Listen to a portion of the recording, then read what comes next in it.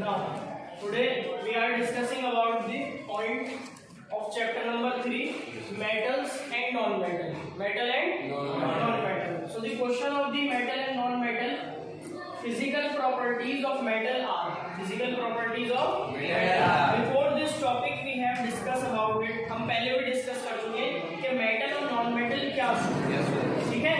तो अब हम डिस्कस करने वाले physical properties of metal. Physical properties of metal. तो physical properties of metal, so the first property of metal, मतलब why we are discussing physical property, हम physical property discuss क्यों कर रहे हैं, इससे हमें आइडेंटिफिकेशन हो जाता है, पता चल जाता है कि कौन मेटल है और कौन नॉन मेटल है। तो पहली प्रॉपर्टी है the metals are malleable. Metals are malleable. So in this, the meaning of malleable, the main thing is what is malleable. So malleable meaning it can easily drawn into thin sheet by hammer.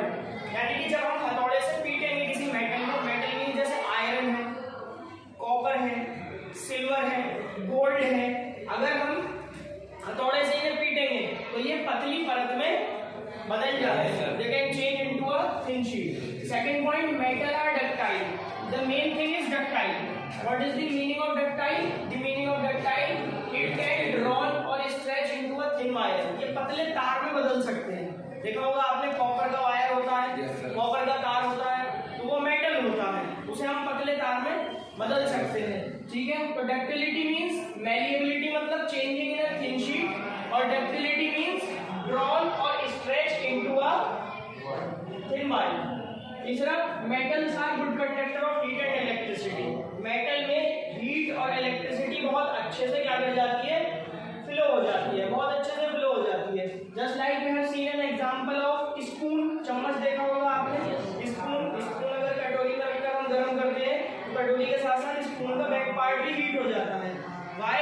Because heat is transferring. ऐसी electricity भी। Metal are mysterious और shiny, metal चमकदार होते हैं।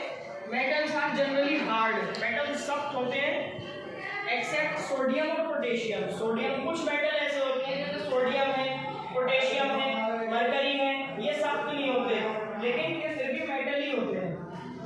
Metals are solid at room temperature.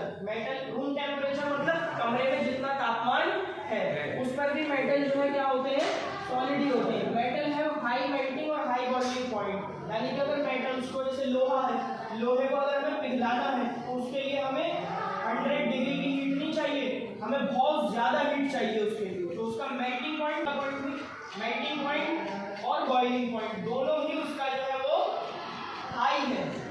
Metals है high density. Density का मतलब होता है जैसे कोई आयरन का पीस है, आयरन मेटल का पीस है, तो जो उसके एटम होंगे, एक एटम दूसरे एटम के साथ बहुत पावरफुली कंबाइन होगा, जुड़ा हुआ होगा, तो जो उसके कॉम्बिनेशन की पावर होती है, the power of one atom of iron and power of one atom another atom of iron of combine, एक दूसरे को पकड़ने की जो ताकत है उसकी, वो डेंसिटी कहलाती है। डेंसिटी इज दी, जितनी ज्यादा डेंसिटी जिस मेटल की होगी वो उतना ही ज्यादा सॉलिड सख्त होगा, और जितनी कम डेंसिटी होगी उतना ही वो कम सख्त होगा, यानी कि दब जाएगा, वो नरम होगा, ठीक है। Metal are sonorous.